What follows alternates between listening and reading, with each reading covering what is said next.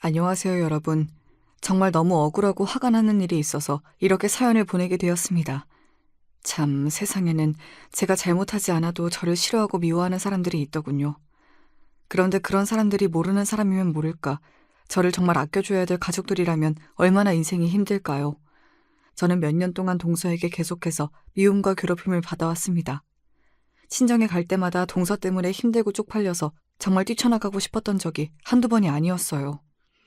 사실 제가 성격이 안 좋은 것도 아니고 동서에게 못되게 군 것도 아니고 제 집이 못 살아서 동서에게 피해를 준 것도 아니고 제가 무시당할 만큼 남편과 사이가 안 좋은 게 아닌데도 동서는 저를 그렇게 싫어했습니다.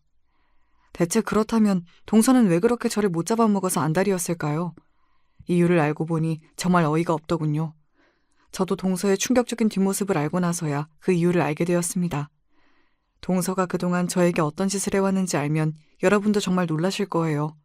제 아버지가 증거를 잡아 저를 구해주지 않았다면 저는 지금쯤 너무 억울하고 스트레스를 받아서 이 세상에 없었을지도 모르겠습니다. 지금부터 동서가 저에게 한 악행과 의사로서 저지른 최악의 일, 그리고 친정아버지가 어떻게 벼랑 끝에 몰린 저를 살려주셨는지도 말씀드릴게요. 먼저 저는 어릴 때부터 부모님의 사랑을 많이 받고 컸습니다. 여동생이 한 명 있었는데 여동생과도 사이가 굉장히 좋았어요. 어머니는 직장을 다니다가 저를 낳으시면서 일을 그만두셨고 이후에는 평범한 주부로 저와 제 동생을 잘 돌봐주셨습니다. 어머님께서는 요리도 잘하셨어요. 저는 그 덕에 결혼해서도 엄마의 도움을 받으며 남편에게 맛있는 요리를 해줄 수 있었습니다. 아버지는 대기업에 입사하셔서 말년에는 임원으로 승진할 정도로 회사를 잘 다니시고 능력도 좋으셨습니다. 물론 저희 집이 금수저 건물주 이 정도는 아니었지만 그래도 먹고 사는 데는 큰 지장 없는 화목한 중산층 가정쯤은 됐던 것 같아요. 이런 가정에서 자라서 저도 크게 부모님의 속을 썩인 적은 없었습니다.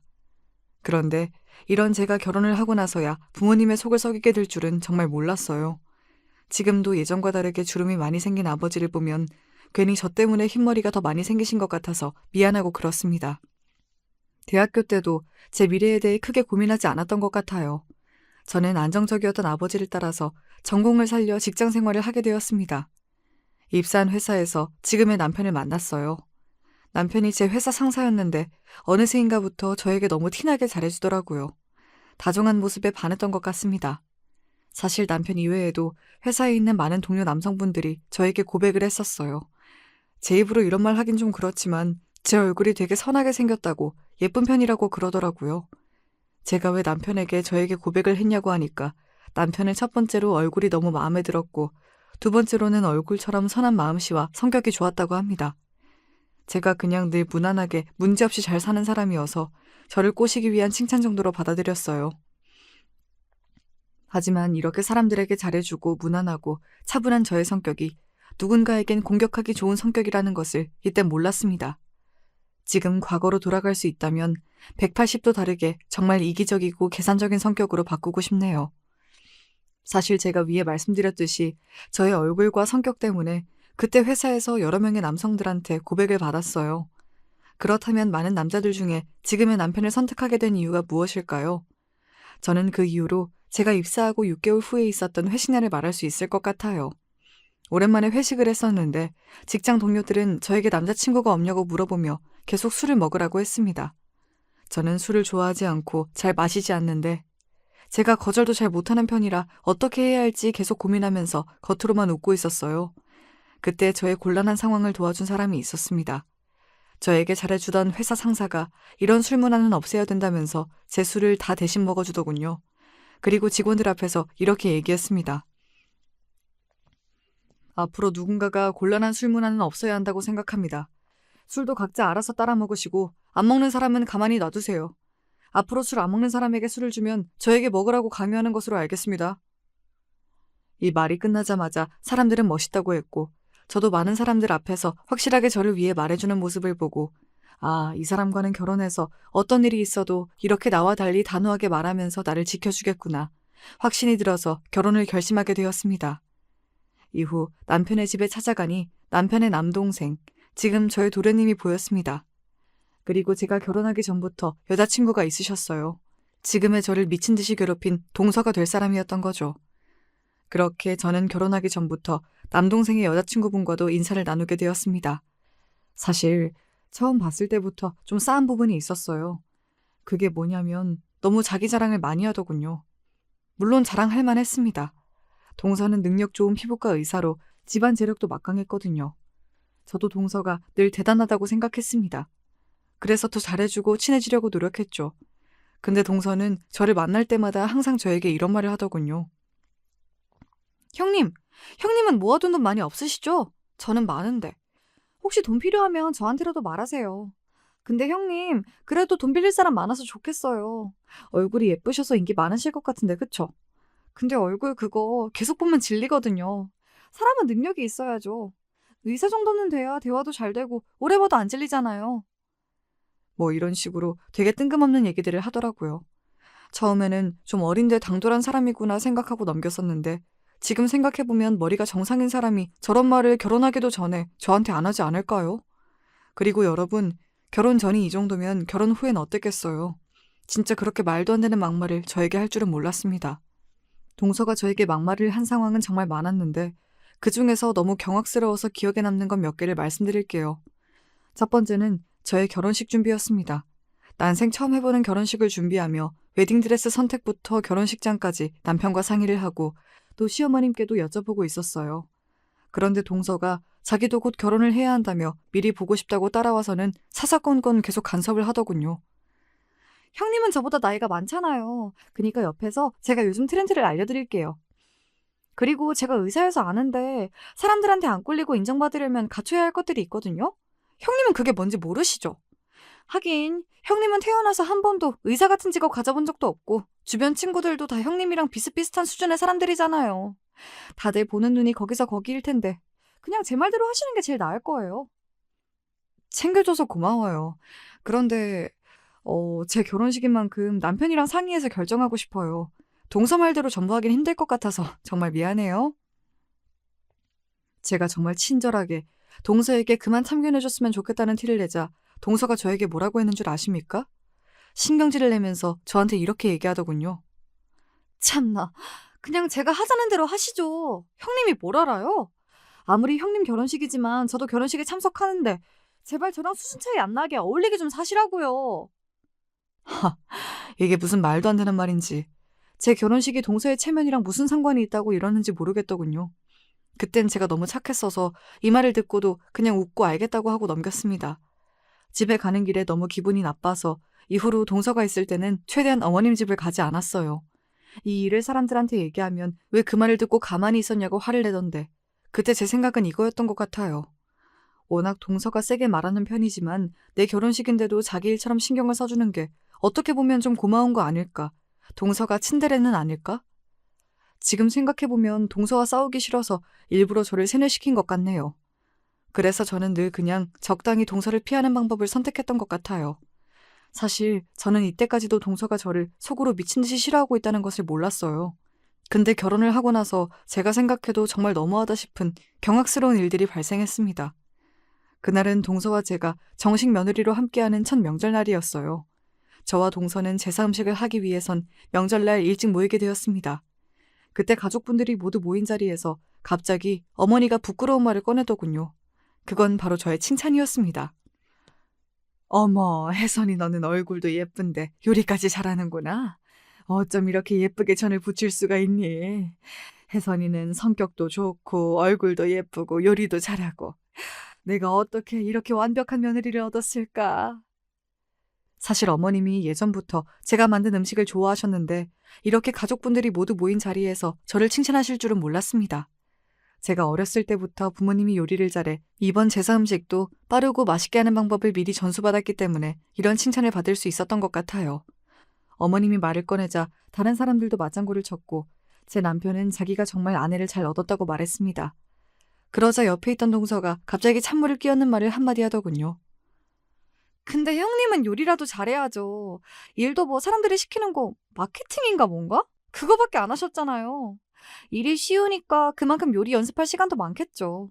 저도 의사 안 했으면 형님보다 더 요리 잘할 것 같은데. 그쵸, 어머니? 동서가 갑자기 이런 말을 꺼내자 어머니를 포함해서 가족분들은 서로 눈치를 보기 시작했고 옆에 있던 도련님이 너무 당황해하며 어떻게든 이 상황을 수습하려 애썼습니다.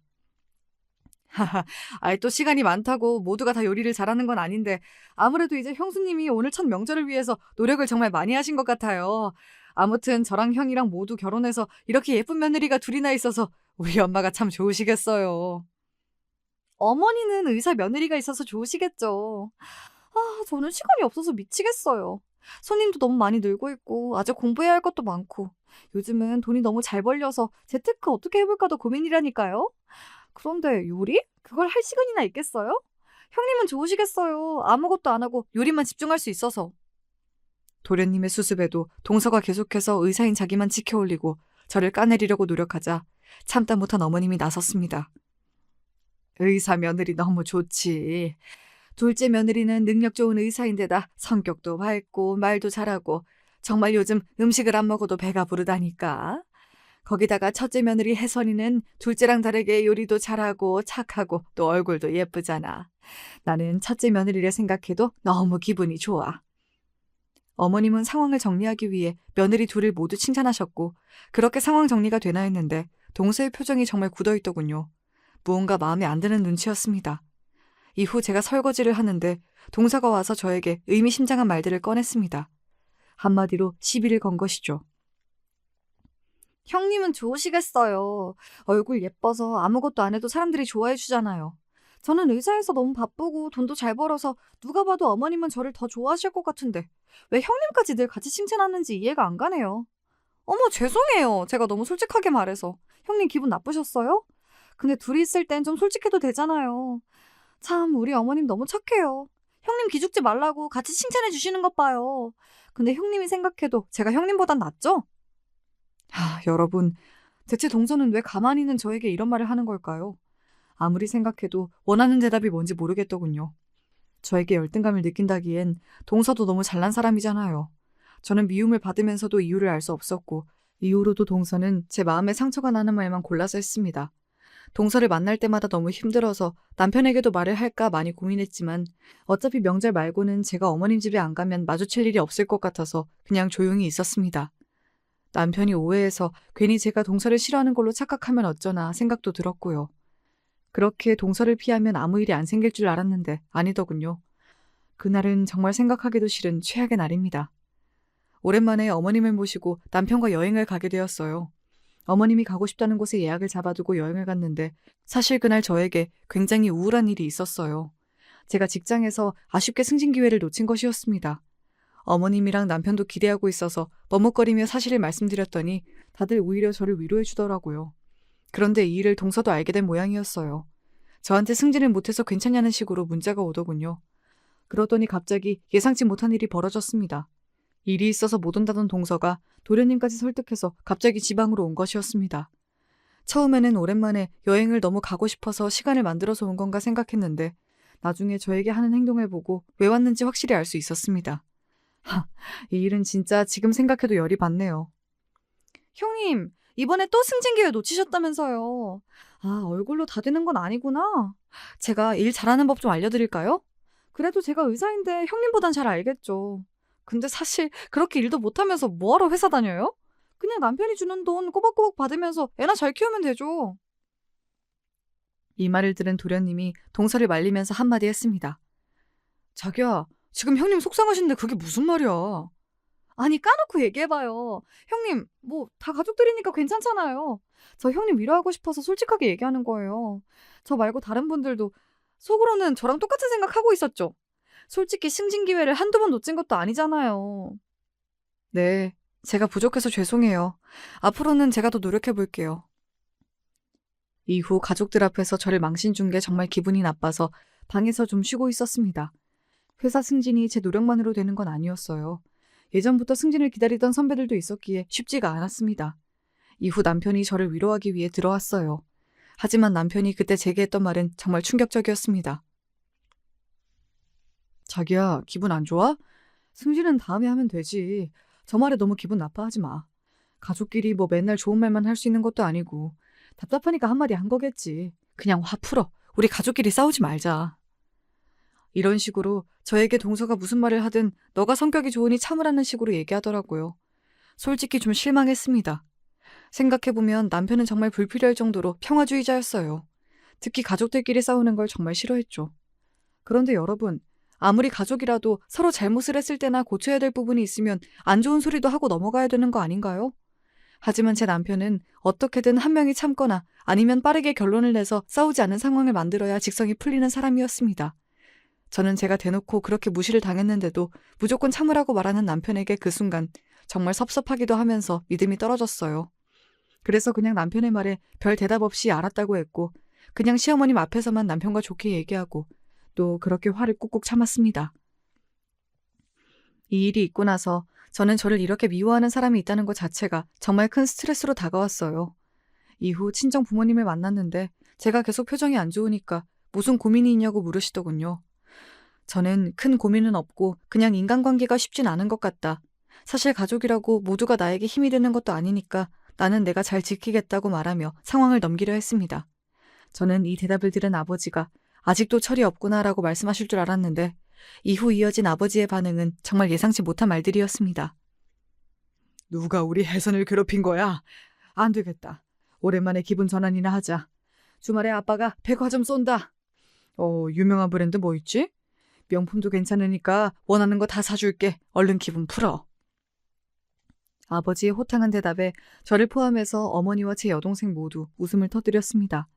그리고 동생과 어머니는 자기도 사달라며 난리를 쳤죠. 아버지는 이러다 나 파산하겠다면서 다 하나씩 사줄 테니 주말에 백화점 가자라고 외쳤습니다. 사실 오랜만에 가방을 사면 기분이 풀릴 것도 같았지만 그보다 가족들과 오랜만에 데이트를 하는 게 더 기대됐어요. 그렇게 주말에 가족들과 백화점 명품관을 방문하게 되었습니다.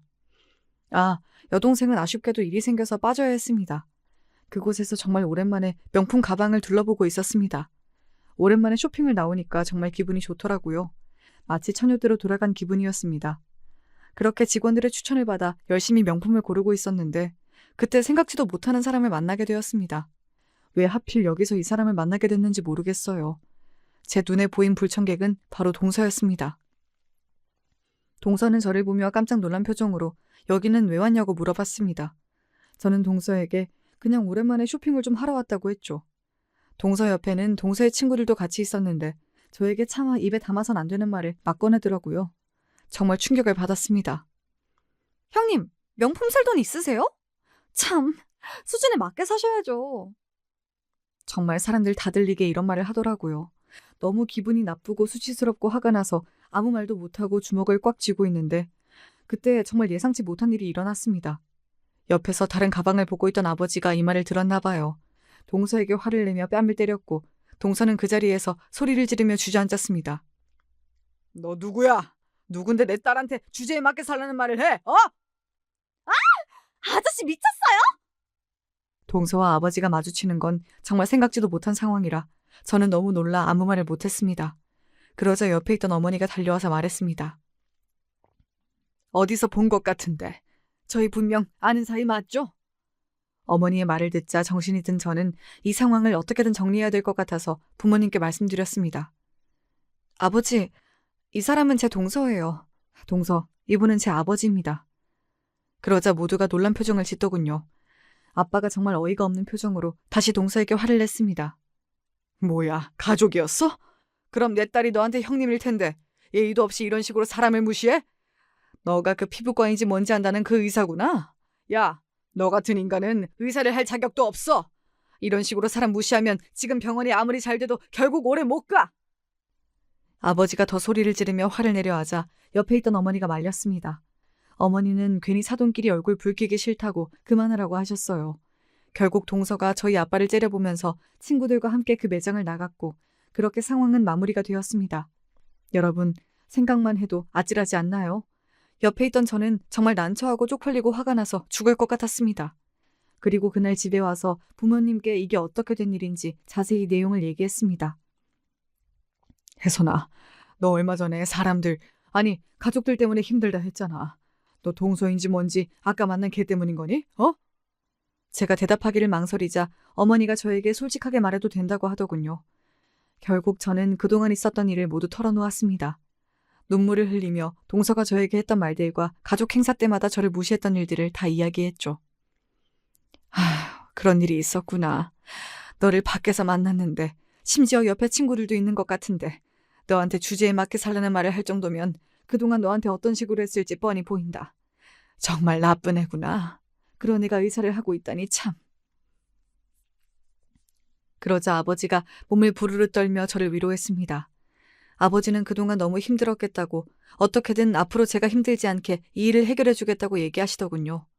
아버지는 당장 제 남편을 데려오라 했는데 아버지가 남편을 혼낼까 무서워 제가 따로 이야기하겠다고 했습니다. 사실 저희 아버지는 평소에 굉장히 얌전하고 침착한 성격입니다. 저도 아버지가 이렇게 화를 내시는 건 처음 본 것 같아요. 아버지한테는 남편한테 말하겠다고 했지만 사실 저는 이 사실을 숨기고 최대한 가족 행사에 아프다는 핑계로 가지 않으면서 동서와 안 마주치기 위해 노력했습니다. 참고로 동서는 그날 이후 저에게 그 어떤 사과 문자도 하지 않았어요. 정말 저를 가족으로 취급하지도 않는 것 같았습니다. 그러다가 몇 달 후 저는 정말 갑작스럽고 예상치도 못한 전화를 받게 되었습니다. 전화를 건 사람은 바로 동서였어요.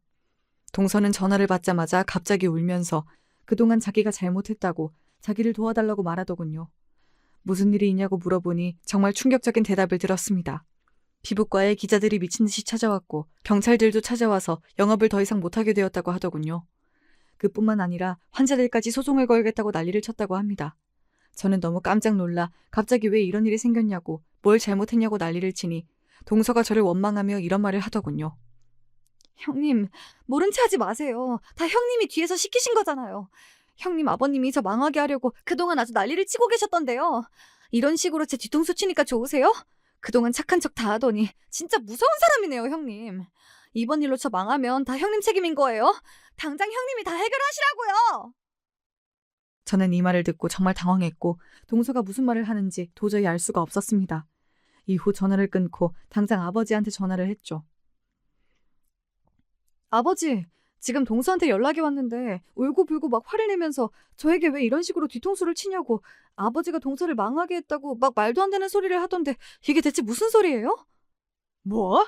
너한테 전화를 해서 그런 말을 했다고? 세상에 사과도 안 하고? 와, 아직도 정신을 못 차렸구나. 안 되겠다. 진짜 제대로 본때를 보여줘야겠어. 아버지, 제가 알아들을 수 있게 말을 좀 해주시면 안 될까요? 갑자기 동서의 피부과가 망하고 뭐 기자들 경찰 다 쳐들어오고 소송 걸리고 이게 다 무슨 이야기인가요? 혜선아, 걔 정말 질이 안 좋은 애더구나. 널 그렇게 무시할 때부터 사람은 별로겠다 생각은 했는데 의사로서도 정말 최악이었어. 내가 이걸 알아내지 못했다면 얼마나 많은 사람들이 피해를 받았을지 끔찍하다.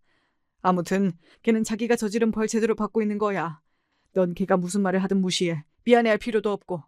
난 걔가 너한테 사과를 제대로 할 때까지 절대로 걔 용서 안 한다.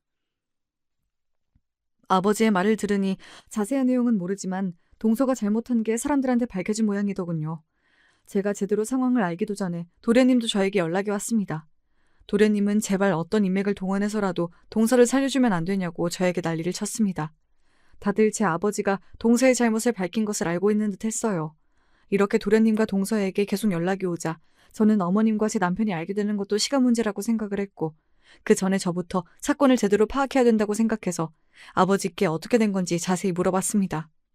아버지에게 들은 이야기는 너무 충격적이었어요. 아버지는 그때 제가 백화점에서 당한 일이 너무 수치스러워서 뒤에서 정말 많은 애를 쓰셨더라고요. 아버지는 처음에 동서의 피부과에 방문해서 안 좋은 후기 하나 정도만 남기고 갈 생각이었다고 하시네요. 근데 병원에 있던 손님 2명이 하는 얘기를 엿듣고 뭔가 구린 냄새가 났다고 합니다. 아버지가 들은 손님들의 대화는 충격적이었어요. 여기 병원은 내가 예전에 치료했던 데보다 비용이 너무 많이 나오는 것 같아. 유명해서 그런가? 아무리 유명해도 이 정도 나올 리가 없는데. 그것도 그런데 날 수술한 원장님이 날 기억도 못하더라? 물론 환자가 너무 많으니까 시간 지나면 잊혀질 수도 있겠지만 뭔가 얘기하는 눈빛이 거짓말인 것 같았단 말이지. 수상해. 그래도 설마 뭐 대리수술? 그런 거 하겠어? 여기 유명한 데잖아. 대략 이런 식의 대화였다고 합니다. 사실 아버지도 동서가 저한테 하는 행동을 보지 못했다면 이 말을 듣고 그냥 넘겼겠지만 백화점에서 동서의 모습을 떠올리니 충분히 불법적인 행동도 할 수 있을 것 같았다고 하셨어요. 특히 이 병원은 동서가 대표이사로 있기 때문에 불법적인 일을 여러 개 저지르기가 쉬웠을 것 같다고 합니다. 결국 아버지는 대기업 임원을 하면서 만났던 인맥, 예를 들면 법조계, 의료계 등 다양한 분들께 도움을 요청하게 되었습니다. 다행히 은퇴 후에도 아버지가 성격이 너무 좋으셨기 때문에 모두와 좋은 관계를 유지하고 계셨대요. 아버지는 알고 계신 인맥과 정보를 모두 동원해서 손님들이 한 대화의 진실 여부를 파헤쳤습니다. 첫 번째로 아버지가 한 행동은 병원에 몰래 CCTV를 설치하는 것이었습니다. 아버지가 보안 전문가를 알고 계셨는데 이 보안 전문가는 아버지가 백화점에서 있었던 일을 얘기하자 화를 내며 공감했다고 합니다. 딸을 얼마 전에 결혼시킨지라 아버지의 마음을 더 잘 이해하신 것 같았어요. 결국 이 일을 도와주기로 한 보안 전문가분은 병원의 감시가 소홀한 구역에 최신형 CCTV를 설치하였습니다. 그리고 얼마 후 CCTV에서 정말 충격적인 장면을 목격하게 되었다고 합니다. 여러분, 정말 놀라지 마세요. 저도 이야기를 듣고 앞으로 병원 가는 게 꺼려질 만큼 충격적이었어요. 바로 설마 했던 대리수술이 동서의 병원에서 이루어지고 있던 거였어요. 그뿐만 아니라 의사들끼리 일부러 어떻게 과잉진료를 할지 논의하며 환자들에게 과도한 치료비를 청구하는 장면들도 CCTV에 찍혔습니다. 또한 동서는 돈을 벌기 위해선 불법적인 성형수술도 마다하지 않았고 때로는 허위 진단으로 환자들을 오게 만들고 있다는 대화 내용도 전부 CCTV에 녹음되었습니다. 제 동서가 했던 말 중에 제가 제일 충격받았던 말을 들려드릴게요. 다들 알지? 이건 불법이 아니라 영업 비밀이야, 영업 비밀. 이 정도는 돼야 피부과가 먹고 살지, 안 그래? 다들 조용히 해. 돈 많이 벌게 해줄 테니까. 환자의 돈을 뜯어내기 위해 불법적으로 했던 일을 이런 식으로 합리화시키고 있었더군요. 정말 제가 생각했던 동서의 모습보다 훨씬 별로였어서 정말 큰 충격을 받았습니다. 저는 아버지가 말씀해주신 이런 이야기를 들으면서 한 가지 이해되지 않는 게 있었어요. 바로 아버지가 왜 이 얘기를 저에게 미리 하지 않았냐는 것입니다. 그러자 아버지는 제대로 된 증거를 다 포착하기 위해서였다고 말씀하셨습니다. 아버지는 예전에 알게 된 변호사를 만나 동서가 제대로 벌을 받기 위해서 어떤 증거가 더 필요한지 물어보셨고 증거를 확실히 모으기 전까지 가족들에게는 이야기하지 않는 게 좋을 것 같다고 하셨어요. 근데 생각해보면 제가 이 일을 미리 알았더라도 어떤 도움도 드리기 힘들었을 것 같아요. 아버지가 잘 생각하신 것 같았습니다. 이후 아버지는 변호사분이 말씀하신 대로 병원 내부자를 회유하기 위해 노력했다고 해요. 다행히 병원 내부자 중에는 이런 행위에 죄책감을 갖고 있었던 사람들이 몇 명 있었기 때문에 이 사람들을 회유할 수 있었다고 합니다. 결국 이들은 직접 목격한 행위에 대해 인터뷰를 진행하게 됐고 아버지는 이 사람들이 추후 피부과가 문을 닫을 경우 좋은 일자리를 구할 수 있게끔 여러 지인을 통해 노력하셨다고 합니다. 특히 직원들에게 익명성을 보장하고 만약의 경우 법적인 보호까지 제공할 수 있음을 약속하며 사람들의 신뢰를 얻었다고 합니다.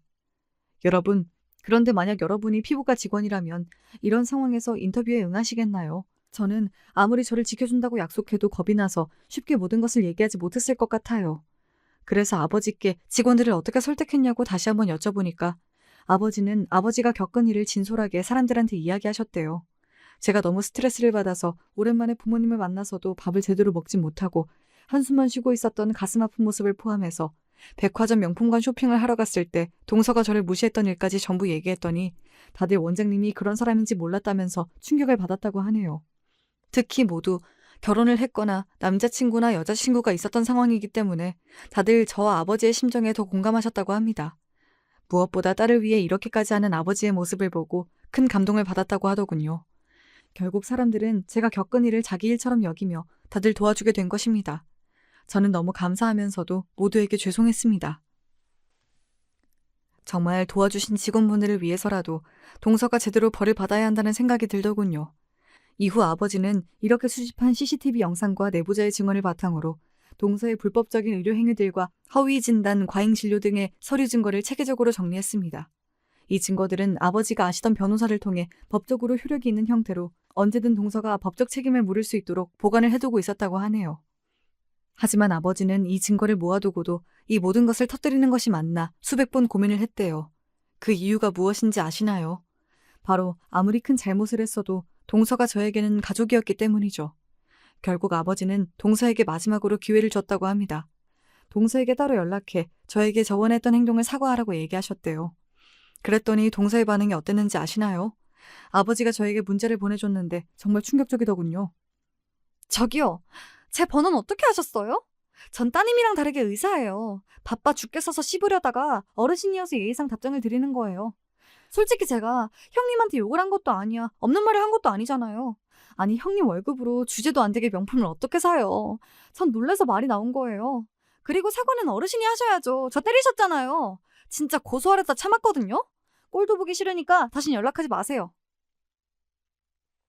아버지는 이 문자를 보고 정말 이 사람은 안 되겠다 싶어서 이 모든 증거를 터뜨려야겠다고 결심하셨대요.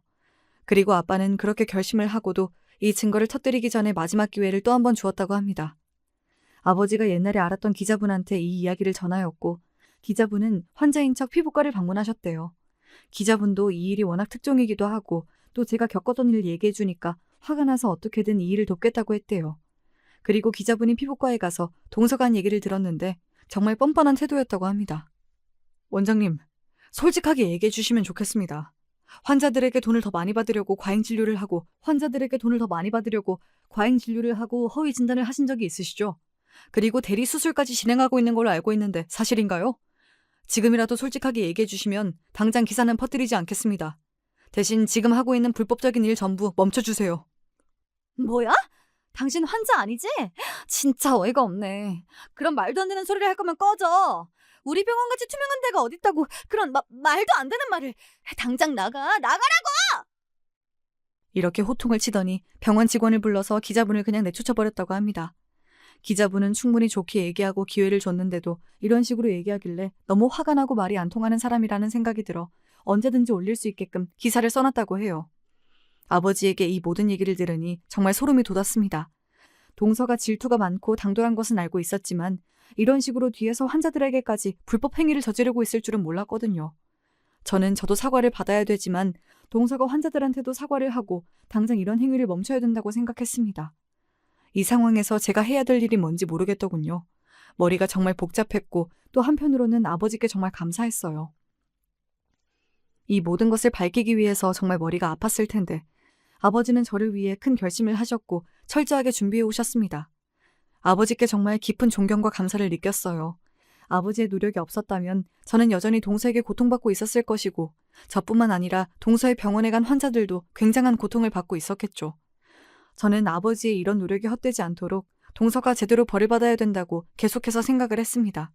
아버지께 이 모든 일을 듣기 전까지는 어떻게든 가족끼리 싸우지 않기 위해 평화를 유지해야 된다고 생각했지만 이 모든 일을 알고 나서 그 생각이 180도 바뀌었어요. 이 일을 남편에게 알려야겠다고 생각했는데 마침 다음 날 남편이 먼저 저에게 연락이 왔습니다. 정말 깜짝 놀란 목소리였어요.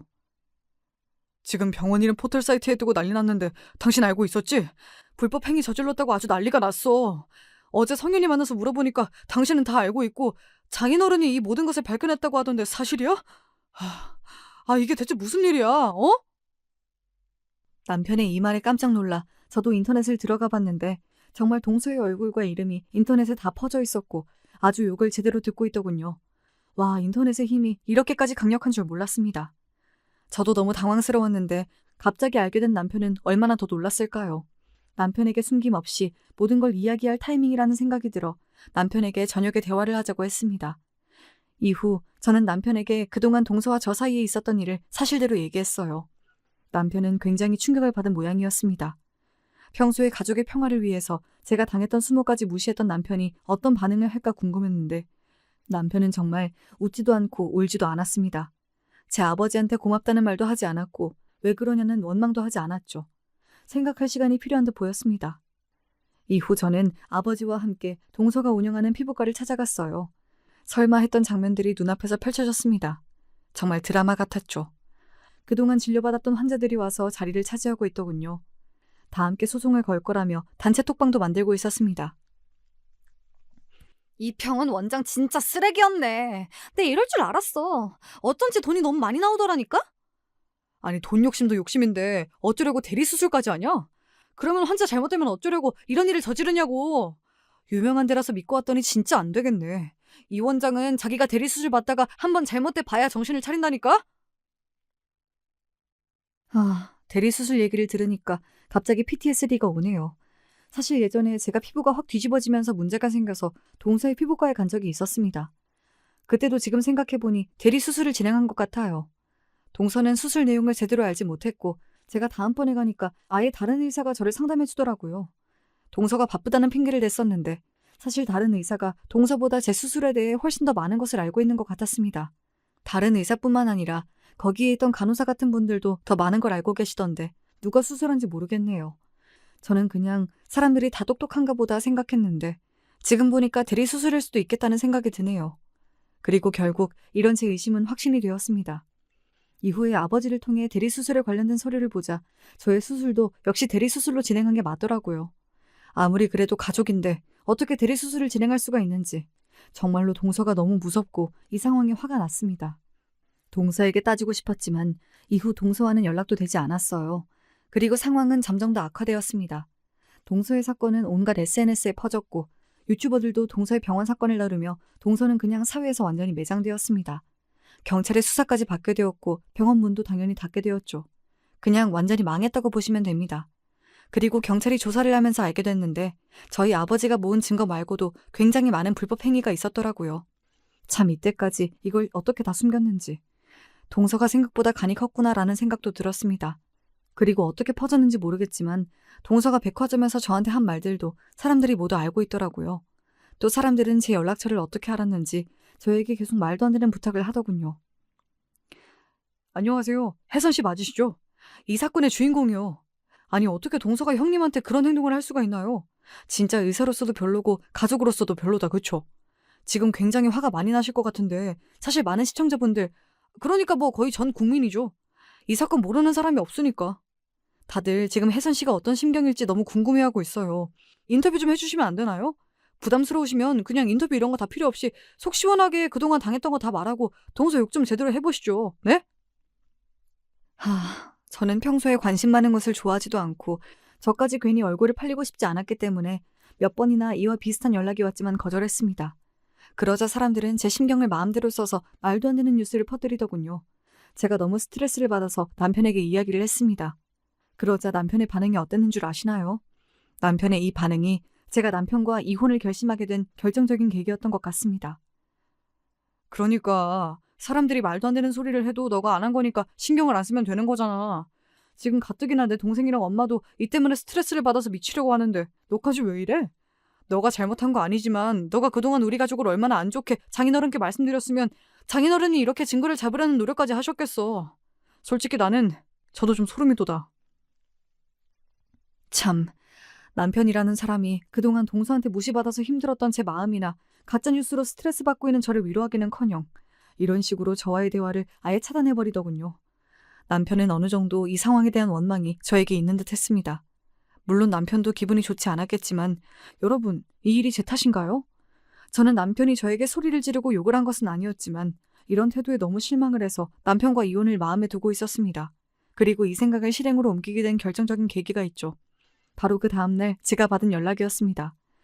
저에게 연락이 온 사람은 이 사실을 알게 된 시어머니였어요. 솔직히 어머님은 이 모든 상황에 정말 충격을 받았을 수도 있겠다라고 생각은 했어요. 그런데 아무리 그래도 그렇지 어머니가 저한테 이런 말을 하실 줄은 몰랐습니다. 지금 생각해도 정말 어이가 없어요. 어떻게 된 건지 다 들었다. 지금 일도 너가 만든 거라면서? 솔직히 너 잘못은 아니지만 미리 얘기라도 좀 해주지 그랬어. 우리 집안이 이렇게 풍비박산 나는 걸 너가 원했던 거니? 난 솔직히 정말로 너한테도 실망이다. 오히려 이런 식으로 제가 집안을 풍비박산 냈다고 말씀하시더군요. 제 남편이 저에게 했던 말과 오마주가 됐습니다. 솔직히 고맙다라는 말은 못 받아도 수고했다라는 말은 하실 줄 알았습니다. 그리고 이 사실을 알게 된 제가 얼마나 놀랐을지도 물어봐 주길 바랬는데 전혀 아니더군요. 저는 결국 남편과 시어머니에게 너무 실망을 해서 이혼 얘기를 꺼내게 되었고 그렇게 시댁과 완전히 작별을 하게 됩니다. 남편은 이혼하긴 싫어했지만 저의 완강한 의사가 있었기 때문에 결국에는 이혼을 해주더군요. 저는 이혼을 하고 나서 마음이 참 후련했습니다. 그냥 제가 그동안 너무 스트레스 받았던 모든 원인을 통째로 없애버린 느낌이라고 할까요. 제 속은 후련했지만 이 상황에도 제가 정말 미안했던 사람들이 있었어요. 바로 저의 아버지였습니다.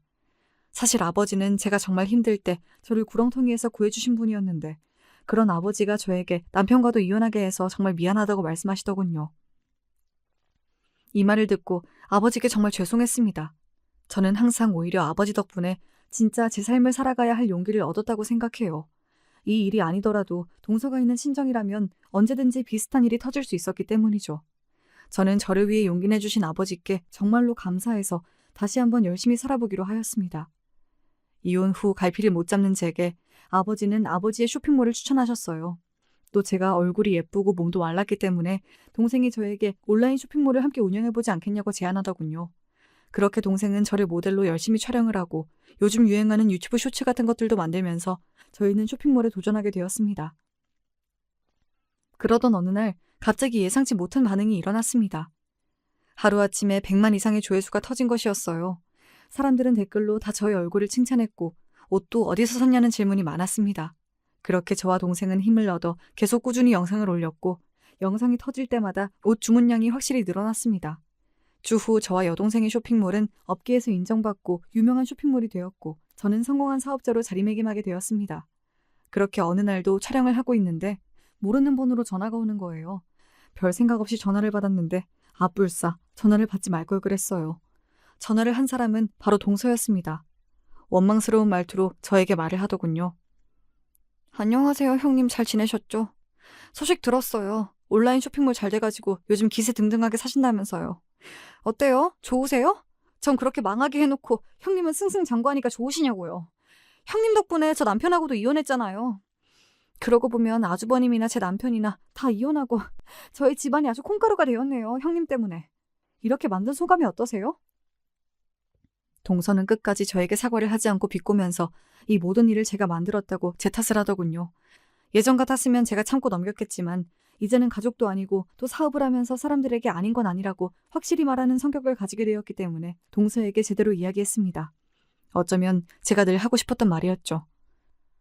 동서 오랜만이네. 근데 동서 인생 참 불쌍한 거 알아? 솔직히 얘기해봐. 지금 나 질투나지? 예전엔 얼굴 예쁘고 성격 좋은 능력은 딱히 없는 그런 사람이었는데 이젠 능력까지 생겨 돈도 잘 벌어. 내가 너보다 나은 것 같으니까 짜증나는 거잖아.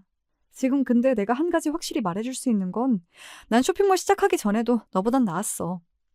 너처럼 뒤에서 구린 짓 하고 사람 깔보는 인성 쓰레기인 애들보다 내가 훨씬 나았다고.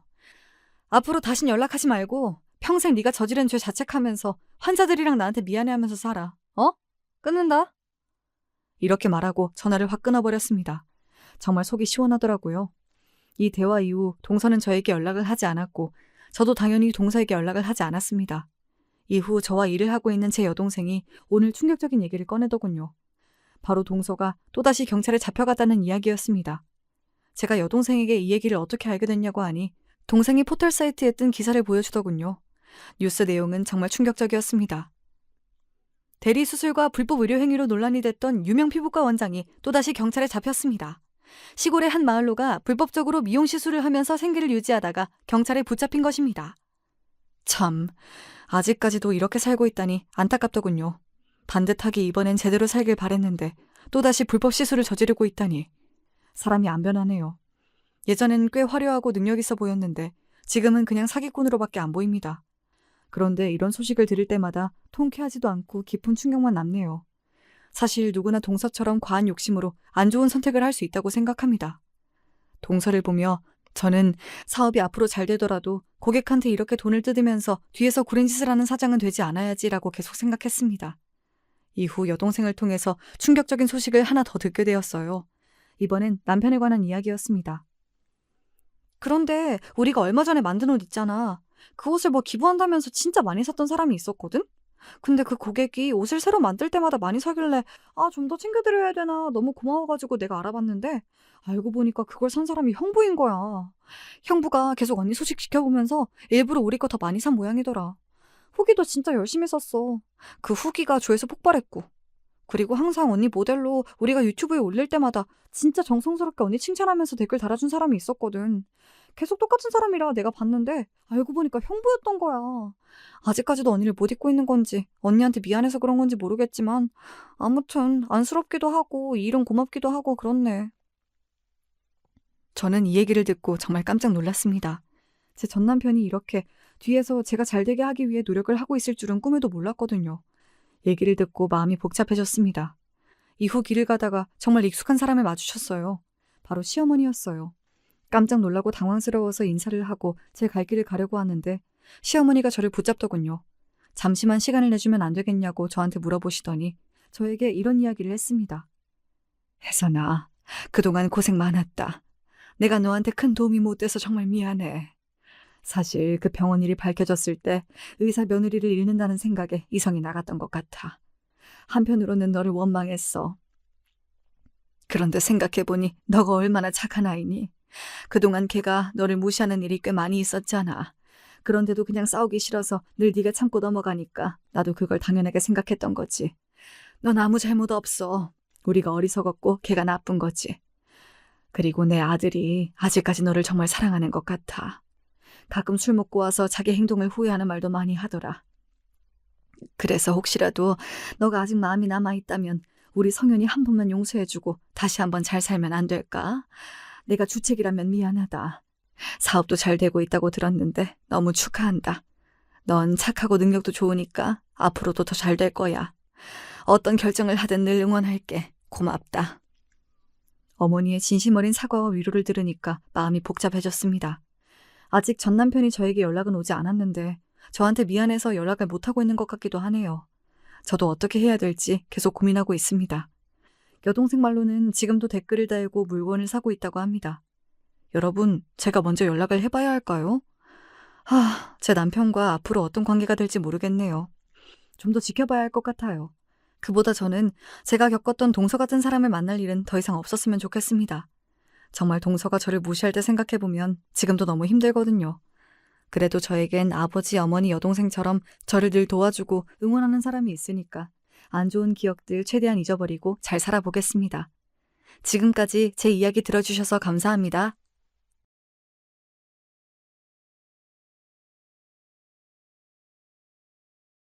안녕하세요. 전 평소 사람들한테 관심이 많아서 사연 듣는 걸 즐겨하고 있는 30대 중반 여자입니다. 출퇴근할 때 차에서 종종 사연을 듣고 있죠. 재밌게 사연을 듣기만 하다가 이렇게 사연을 보내게 된 이유는 한국에서 제일 똑똑한 사람들이 간단 서울대를 졸업하고도 무개념 짓을 한 동서가 저에게 어떻게 참교육을 받았는지 여러분들에게도 들려드리고 싶어서 보내게 됐어요. 서울대 나왔어도 무개념 짓을 하면 안 되는 거잖아요.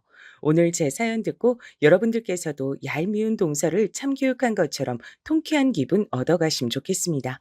그런 의미에서 많은 분들이 사연 들으실 수 있도록 좋아요와 구독 한 번씩 눌러주시고 사연 들어주세요. 감사합니다.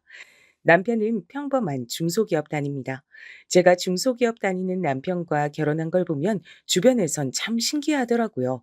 왜 더 좋은 조건의 남편을 구하지 않았냐면서 말이죠. 전 조건보단 순수하고 절 잘 따르는 남편의 모습이 좋았거든요. 저는 최근 800억을 추가 투자받은 스타트업에 다니고 있습니다. 외모도 나쁘지 않고 학벌도 좋아서 20대 후반까지 꽤나 많은 소개팅을 받았었는데 은행권에 다니는 남자들은 꽤나 지루하고 자꾸 상품 얘기나 해서 지루하고 딱 별로였고요. 대기업 다니는 남자들은 외모 평가에 지적질까지 오히려 못생긴 것들이 지 잘난 맛에 살더라고요. 그래서 정말 딱 질색이었습니다. 스타트업 다니는 사람들은 저와 수준이 비슷한 사람도 많지 않은 데다가 열정이 가득해서 일 중독? 그런 스타일이더라고요. 참 연애하기 어려운 스타일들이었죠. 그래도 뭐 다들 그런 건 아니겠고 어디까지나 제가 만난 소개팅 상대들의 하나는 이야기입니다만 그렇게 20대 후반을 보내고 나니 소개팅으로 만나는 상대들에게 지쳐서 떨어져 나가기 일보 직전이었습니다. 그러다가 대전에서 IT 박람회를 크게 하길래 회사 사람들이랑 같이 구경 나왔다가 자기 회사 부스를 열심히 홍보하는 남편을 보게 됐어요. 남편은 훈훈한 외모에 잘 웃는 성격이었고 열정적으로 자기 회사 제품을 소개하는 모습이 참 인상적이었거든요. 그래서 바로 명함을 받아갔고 다음날 연락해서 회사 제품보단 어제 그렇게 열심히 설명하던 남편을 알아가고 싶다고 제가 화끈하게 고백해버렸습니다. 남편은 순수한, 한마디로 귀엽고 쑥맥 같은 사람이었어요.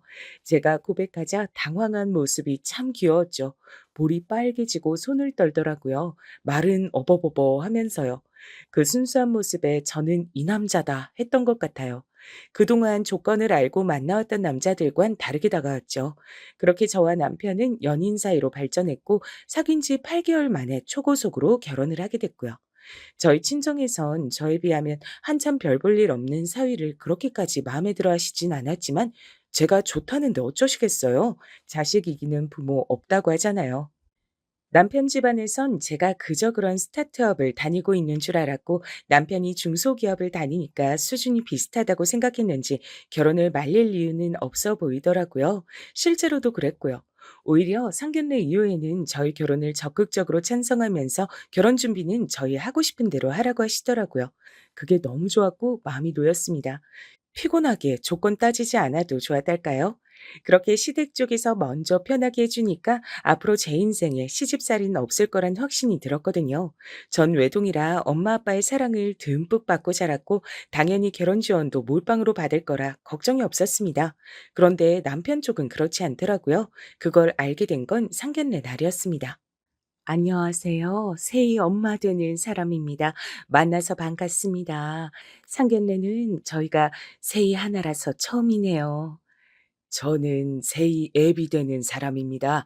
저희 딸 외동이라 더 귀하게 키웠지만 보기보다 털털하고 시원시원한 장군감입니다.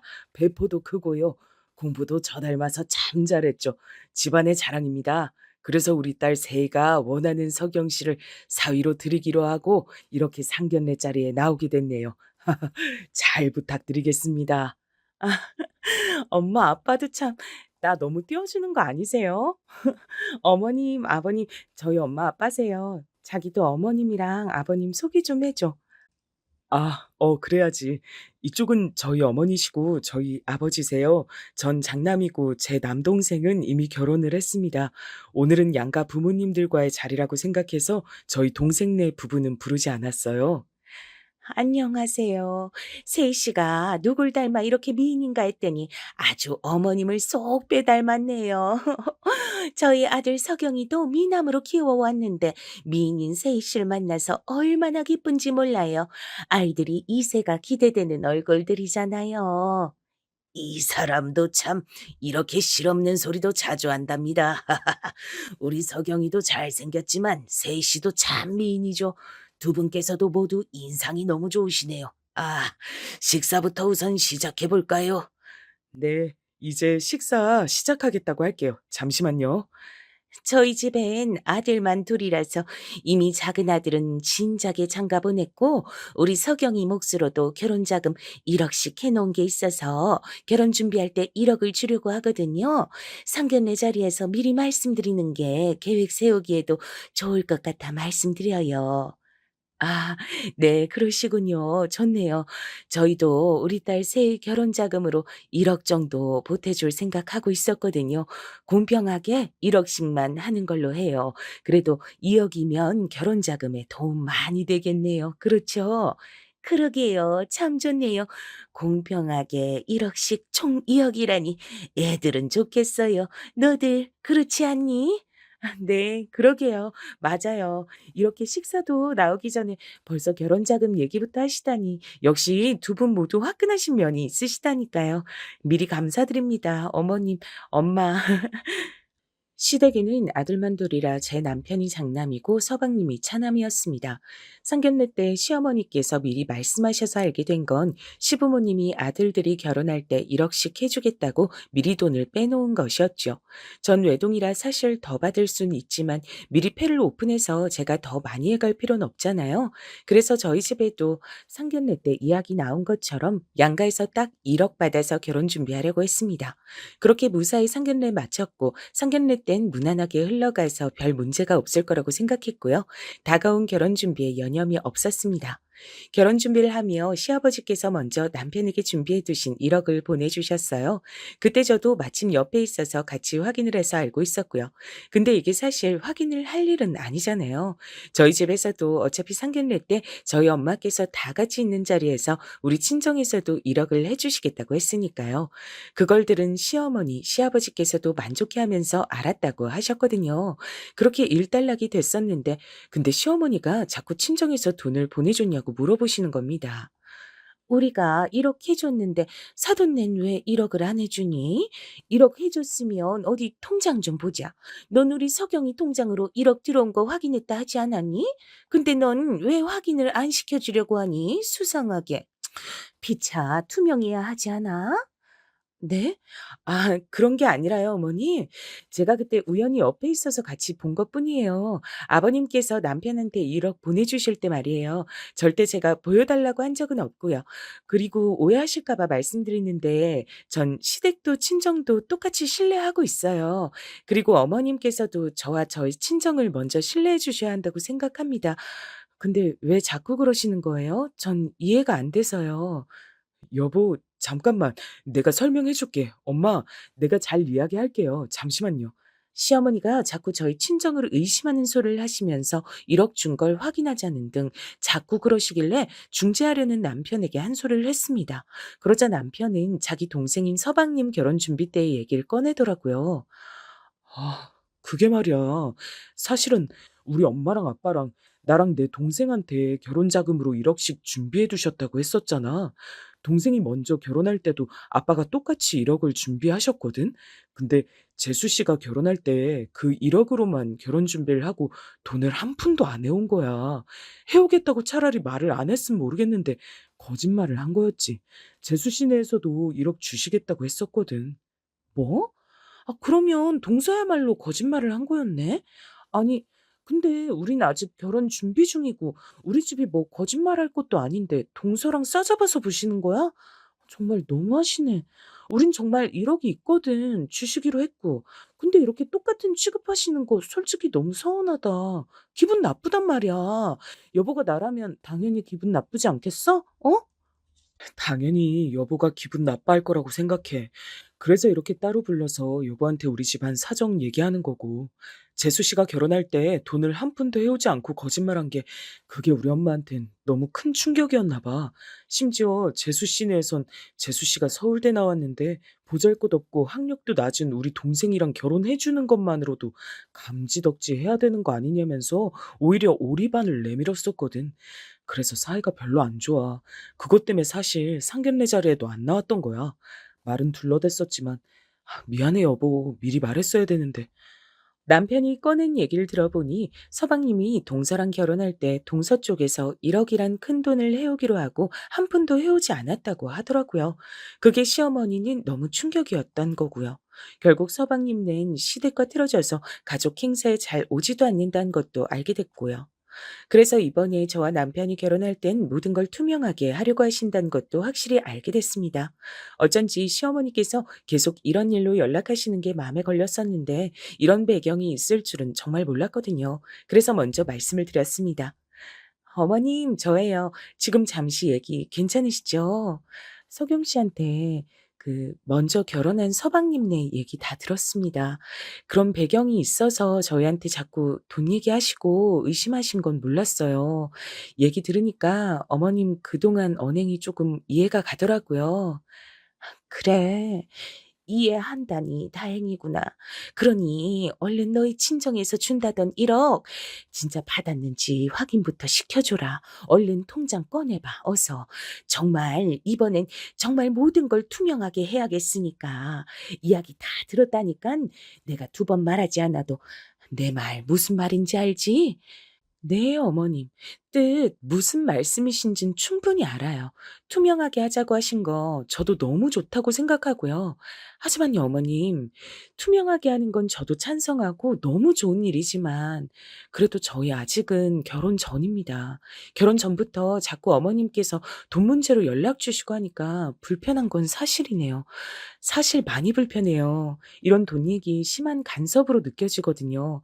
사실 결혼 후에는 저랑 어머님이랑 이제 가족이 되는 거잖아요. 가족끼리는 믿음, 신뢰가 생겨야 되는데 가족 되기 전부터 계속 이러시면 어떻게 믿음이 쌓이겠어요. 그렇지 않아요? 아니, 그래서 지금 끝까지 통장 못 보여주겠다는 거냐? 투명하게 하자면서 다 거짓말인 거 아니냐? 이 말이야. 너야말로 1억 없는 거 아니냐? 만약 있으면 왜 바로 안 보여주는 건데?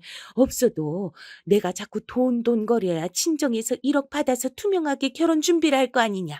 이러다 우리가 준 1억만 쓰려는 신보면 지금 얘기해라. 어? 정말 답답하네요.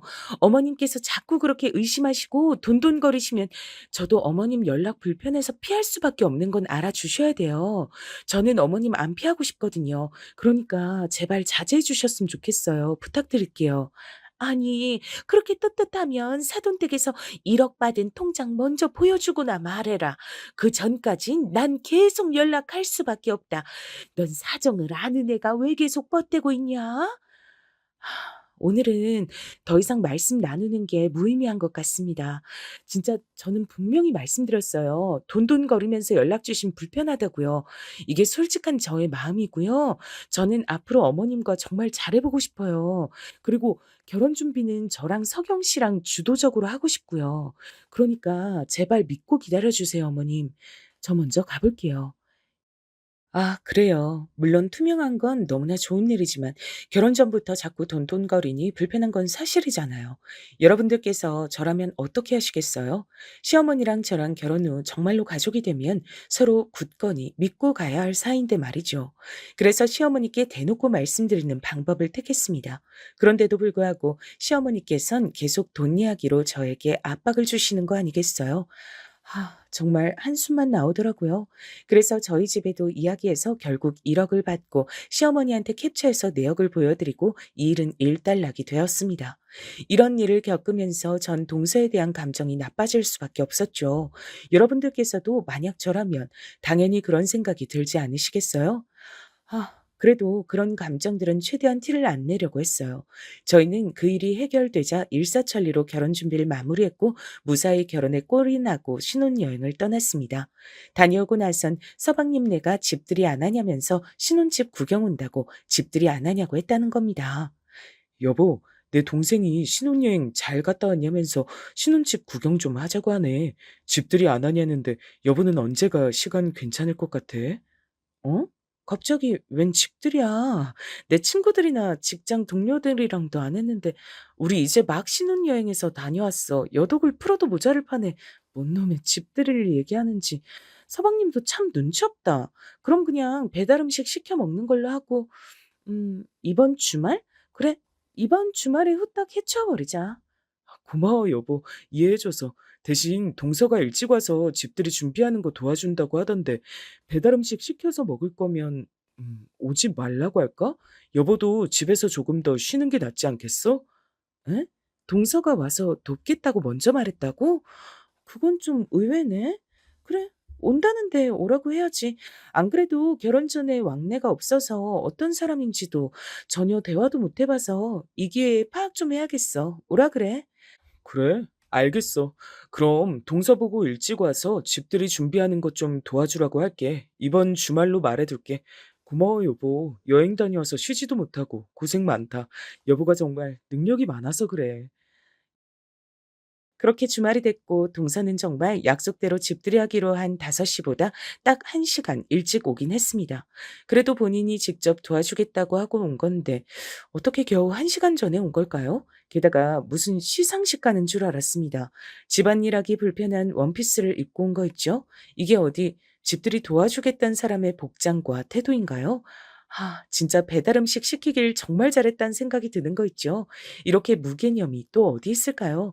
그런데 서울대 나와서 똑똑하다던 동서의 무개념 짓은 여기서 끝이 아니었습니다. 저희 신혼집에 있는 영어 책장을 보고는 한다는 말이 이런 말이었기 때문이었죠. 형님네는 어떻게 사나 궁금해서 와봤어요. 제가 오자고 한 건데 잘했죠? 그런데 여기 있는 책 장신용이죠? 저를 대놓고 비웃는 서울대 출신 동서가 어쩜 그렇게 얄미워 보이던지요. 물론 서울대도 좋은 대학이지만 그렇게 자기 잘난 맛에 다른 사람 책장을 보고 대뜸 장식용이냐는 말을 하다니요. 전 열받아서 이성을 잃고 말았습니다. 그래서 이렇게 말하면서 책장에 꽂아두었던 저의 하버드대 졸업장으로 빽소리와 함께 동서의 뺨을 올렸습니다. 그랬더니 동서가 쓰러지며 개거품을 무는 거 있죠. 정말 여러분들께서 이 장면을 보셨어야 하는데 말이죠. 다시 생각해도 이렇게 통쾌할 수가 없었거든요. 야, 이 쬐깐한 년아. 서울대도 대학이냐? 너 하버드 나온 사람 실제로 본 적 없지? 그게 바로 나야. 이 개념 없는 년아. 어디서 주름을 잡고 있어? 너야말로 머리에 달린 게 장식용이냐? 넌 뇌가 없냐고. 없어? 뇌가 기능을 못하나 봐? 뭐야. 진짜 하버드 졸업장이잖아? 정말 하버드 졸업생이라고요? 아니, 근데 왜 우리 아주버님 같은 분이랑 결혼을, 아니, 그걸 왜 이제 말해요? 하버드라니, 하버드라니, 정말 말도 안 돼. 내가 하버드인 거랑 내 남편이랑 뭔 상관이야, 이 모자란 년아. 하여간 머리가 나쁜 년들은 이래서 안 된다니까. 넌 서울대 나왔으면 다야? 서울대 나온 게 뭔 대수라고 그렇게 뻗대고 다니냐? 하버드 졸업생 앞에서 말이야. 하버드 들어가긴 쉬워도 졸업 어려운 건 잘 알지? 아, 물론 서울대랑은 입학에서부터 비교거리가 안 되긴 하지만 난 무려 하버드 졸업생이야. 알아들어? 넌 서울대 나왔는데도 네 능력도 부족하고 멍청해서 네 남편 능력이 중요했나 봐? 근데 어쩌지? 내가 보기엔 내세울 게 고작 그 서울대 나온 것밖에 없는 동서보단 우리 서방님이 훨씬 아까운데? 뭐라고요? 솔직히 제 남편이랑 아주버님이 뭐 잘난 게 있다고 저랑 비교를 하세요? 진짜 불쾌하네요. 저 갈 거예요. 오늘 집들이 내인 없던 걸로 해요. 이런 기분으로 뭘 하겠어요? 정말 짜증나네. 넌 쫓겨나가는 거야. 미안한데 아직도 상황 파악이 안 되냐? 불쾌는 내가 불쾌하지. 맥락을 파악하는 능력까지 정말 형편없다. 넌 한국인이 맞긴 한 거니? 너 같은 멍청한 짝퉁 서울대생은 우리 집들이에서 아웃이야. 아웃이라고. 그러니까 너 퇴장당하는 거야. 집들이는 뭐 너보단 아까우신 서방님은 오신다면 환영해 드릴 생각이고 말이야. 넌 얼른 나가. 퇴장이니까. 1억도 못 가져올 돈이면서 가져온다고 했다가 너 서울대생이라고 뻗대고 말았다며? 불쌍한 우리 서방님만 집에 잘 오지도 못하고. 아, 아무래도 서방님이랑 동서랑 이혼시켜야겠다? 어떻게 생각해? 무개념 무늬만 서울대생 동서야? 1억, 그건 형님이 어떻게 아시는진 모르지만 솔직히 제가 남편보단 훨씬 잘난 건 맞잖아요. 내가 남편이랑 결혼해 준 것만으로 1억이 뭐예요? 산 먹은 남편 내서 해야 되는 거 아닌가요? 그걸로 하도 지랄하길래 난 못 준다고 한 게 그게 뭐 어떻다고 이혼을 시키네 마네요. 야, 그럼 처음부터 네가 서울대 출신이라 남편이랑 결혼해 주는 거라고 얘기하면서 1억은 절대 못 준다. 오히려 3억을 가져와야 결혼해 주겠다고 말하지 그랬어. 그랬어야 우리 서방님도 동사고 살면서 시간 낭비 따위 안 했지. 이건 뭐 거의 사기 결혼이잖아. 안 그래? 뭐요? 이게 무슨 사기란 거예요? 처음부터 굳이 그렇게 말할 필요는 없잖아요. 1억을 준다는데. 그렇다고 우리 집에서 안 준다고 바로 받아치는 것보단 나중에 둘러대면 되죠. 방금 동서가 한 말이 결국 이 결혼이 사기란 걸 증명해 주는 거야. 이 바보 같은 무늬만 서울대생아. 사기죄가 확립이 되려면 어떤 조건이 있는 줄 알아? 바로 상대를 속이려고 한 의도가 있어야 된다는 거야. 지금 방금 동서가 동서 입으로 안 줄 생각으로 거짓말을 했단 걸 말했잖아. 그걸 난 녹음하고 있었고. 넌 이제 끝이야. 아니, 그게 어떻게 나한테 무슨 왼수라도 졌어요? 나한테 대체 왜 이래요? 아, 정말 짜증나. 그 녹음한 거 이리 줘요. 달라고요. 그걸로 뭐 진짜 사기 결혼으로 우리 남편한테 고소라도 하라고 하려는 거예요? 내가 못할 건 없지. 안 그래? 앞으로 동서한테 그걸 바로잡을 기회가 있을진 난 모르겠지만 말이야. 그러니까 왜 쓸데없는 거짓말을 해가지고 자기 무덤을 스스로 파냐고. 너 근데 진짜 서울대생은 맞아? 하버드생이 보기엔 전혀 안 똑똑한 것 같아서 말이야. 그러자 동서가 분을 이기지 못하고 씩씩대면서 저희 집 문을 쾅 닫고 나가버리더라고요. 전 너무 웃겨서 남편에게 전화해서 방금까지 있던 일을 이야기해 줬습니다. 그러면서 서방님 불쌍해서 동서랑 어떻게 사냐고 신세 한탄 할 거면 집들이 와서 한잔 하고 가라고 전달해 달라고 했죠. 정말 웃기지 않나요? 여보, 방금 집들이 파토 났어. 왠지 말해줄까? 여보가 밖에 있는 동안 우리 집들이 하기 딱 1시간 전에 와서 집들이 도와주지도 않고 우리 집 막 평가하듯이 보면서 평가지를 시작하는 거 있지? 게다가 옷은 더 가관이었어. 무슨 시상식 가는 줄? 원피스 입고 와서 애초부터 날 도와줄 생각은 없었던 거지. 1시간 전에 왔는데 옷도 시상식 갈 것처럼 입고 와서 하나도 안 덥고 우리 집에 대해 평가질을 했다고?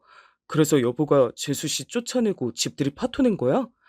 아니, 본인이 집들이 하기 싫다고 가버린단 거 내가 퇴장시키는 거라고 쫓아내는 거라고 해줬지. 나 하버드 졸업해서 영어 원서로 된 전공 서적들 책장이 있잖아. 그것들 보고 동서가 뭐라고 하는 줄 알아? 너무 웃기더라고. 뭐라고 했냐면, 이 책장에 있는 책들 장식용이죠? 이러는 거야. 나 진짜 육성으로 터졌잖아. 너무 어이없고 기가 차고 웃겨가지고, 어떻게 그런 기발한 발상을 할 수가 있는 건지 진짜. 뭐라고? 완전 대박이네, 재수 씨. 엄청 똑똑한 척 하더니 우리 여보가 하버드 졸업생인 건 몰랐나 보다. 아, 맞네. 얘기할 틈이 없었으니까. 뭐 근데 우리 여보랑 얘기해보면 느껴지지 않나? 여보가 엄청 똑똑하단 거. 재수 씨도 참 멍청하네. 그니까 말이야. 동서랑 결혼한 서방님만 불쌍하지. 그래서 말인데, 서방님은 동서랑 왜 결혼한 거래? 1억도 원래 동서가 줄 생각 없었단 거 본인 입으로 말할 것 같아서 대화하는 도중에 녹음하고 있었거든? 근데 아니나 다를까 아무 보잘것없는 서방님이 서울대 나온 동서랑 결혼하려면 1억 아니라 3억은 가지고 와야 되는 거 아니냐고 하면서 처음부터 1억 줄 생각 없었단 식으로 말하더라고. 이건 사기죄가 성립이 되잖아요, 여보. 안 그래도 우리 동생 결혼한 지 2년 차인데 재수 씨랑 결혼하고부터 표정도 안 좋고 많이 힘들어하긴 했어. 이렇게 오기로 해놓고 안 해와서 우리 엄마 아빠랑도 사이가 틀어졌지. 재수 씨한테 기도 못 펴고 산다고 우리 엄마 아빠도 엄청 못 믿어하시고 속상해 하시거든. 내 동생도 착해가지고 당하고 살고 있는 거지 뭐. 근데 사기죄가 성립이 된다면 혼인 무효로 가는 건가? 자세한 건 내 친구 이혼 전문 변호사 연결해 줄게. 물어보면 바로 답해 줄 거야. 서방님한테 여보가 전화해서 내용 설명하고 우리 집들이에 서방님만 오라고 한번 물어볼래? 서방님도 생각 있다고 하면 내가 정말 이혼하는 건 도와주려는데. 역시 여보랑 얘기하니까 아주 술술 풀리네. 고마워, 여보. 아마 동생도 엄청 기뻐하면서 집들이 오겠다고 할 건데, 이혼이든 혼인 무효든 동생이 재수 씨랑 결혼하고 항상 힘들어했는데, 이제 그런 모습 안 볼 수도 있다는 생각하니까 벌써부터 너무 좋다. 하여간 여보도 그렇고 서방님도 그렇고 너무 착해서 탈이라니까. 아, 잘생긴 뭐해. 이렇게 바보 같은데. 내가 옆에서 도와주고 살아야지 뭐 어쩌겠어. 으이구, 얼른 서방님한테 전화해보고 와. 난 좀 쉬고 있을게. 배달은 서방님 온다고 하면 바로 시키자. 바로 전화해보고 여보한테 다시 전화 걸게. 그렇게 남편은 바로 서방님에게 저의 이야기를 전달했습니다. 서방님은 떨리는 목소리로 집들이에 꼭 가고 싶다고, 너무 고맙다고 전달해달라고 했다고 하더라고요. 전 역시 그럴 줄 알았다며 기쁜 마음으로 제가 먹고 싶은 배달 음식 3인분을 주문했습니다. 잠시 후 남편과 함께 서방님이 신혼집에 들어왔죠. 형수님, 그게 정말인가요? 우선 저희 아내 때문에 기분 나쁘고 당황하셨죠? 제 아내 대신해서 사과드려요. 죄송해요. 아내한테 그런 악의가 있는 줄 모르고 형네랑 같이 밥 먹을 겸 집들이 하자고 제안을 하는데 제가 너무 기뻐서 아무 생각 없이 시키는 대로 했네요. 아, 서방님이 무슨 잘못이 있겠어요. 이게 다 파렴치한 동서 때문이죠. 남편한테 듣기론 동서랑 결혼하고 2년 동안 계속 힘들어하기만 했다고 하던데 맞으세요? 맞다니까. 얘가 그렇게 잘 웃던 앤데 웃음기가 정말 쏙 하고 사라졌대도. 내 동생이지만 정말 결혼을 잘못했다고 생각해. 우리 부모님한테도 신뢰도 다 잃고 재수 씨가 거짓말한 것 때문에 부모님이랑 사이도 안 좋아졌잖아. 네, 맞아요. 저희 형 말이 다 맞습니다. 저도 아내랑 이혼하고 싶어요. 혼인 무효 소송이라도 할 수 있으면 하고 싶고요. 저희 집에서 준 1억에 제 회사 대출로 산 집에서 살고 있어요. 아내는 정말 결혼할 때 한 푼도 헤어질 않았거든요. 게다가 지금은 회사도 안 다니고 있고요. 결혼과 거의 동시에 아내는 직장도 그만뒀어요. 별다른 이유 없이요. 이제까진 너무 피곤하게 살았다고 이젠 편하게 살고 싶다고 하더라고요. 네? 뭐라고요? 그럼 지금까지 서방님 혼자 외벌이하고 계셨던 거예요? 그렇게 집에서 놀면서 서울대 나온 게 대체 무슨 대수라고. 저희 집에 놀러 와서 그런 망언을 한 건지. 참, 서방님 정말 안 되겠네요. 이혼하세요. 제 친구 이혼 전문 변호사예요. 여기 그 친구 연락처고요. 제 이름 되면 잘해줄 거예요. 일단 상담부터 받아보세요. 솔직히 2년 동안 제 아내랑 살면서 후회 많이 했어요. 형, 고마워. 형수님 정말 감사해요. 이 은혜 정말 잊지 않을게요. 바로 내일 당장 변호사님한테 상담 받고 올게요. 아내랑은 헤어지는 방향으로 하려고요. 그게 맞는 것 같아요. 다시 부모님하고 같이 살면서 대출 끼고 산 집은 다시 처리해야겠어요. 아내는 해온 게 아무것도 없으니까 헤어질 때도 아무것도 안 줄 수 있겠죠? 당연하죠. 사기를 친 건 동서 쪽이니까요. 너무 걱정 말고 내일 상담 잘 받고 와요.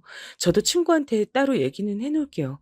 서방님, 제가 서방님이라서가 아니라 진짜로 서방님이 더 아까웠어요.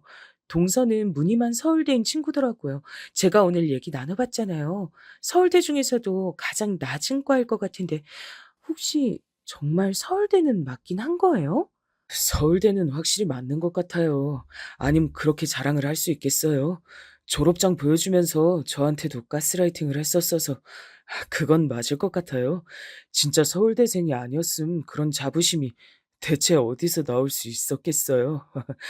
그거 알아? 네 아내가 우리 집에 있는 책장에 영어로 된 책들 보고 장식용이냐고 물어본 거? 와, 난 거기서 수준 나왔다고 생각한다. 재수 씨 아무리 무개념이어도 그렇지 정말 깜짝 놀랐잖아. 그것뿐이야, 여보? 집들이 도와달라고도 안 했는데 먼저 도와주겠다고 했음 일할 복장을 입고 와야지. 무슨 시상식 가는 사람인 줄 알았잖아. 원피스에 백 들고 와서는 우리 집 평가질만 오지게 하더라고.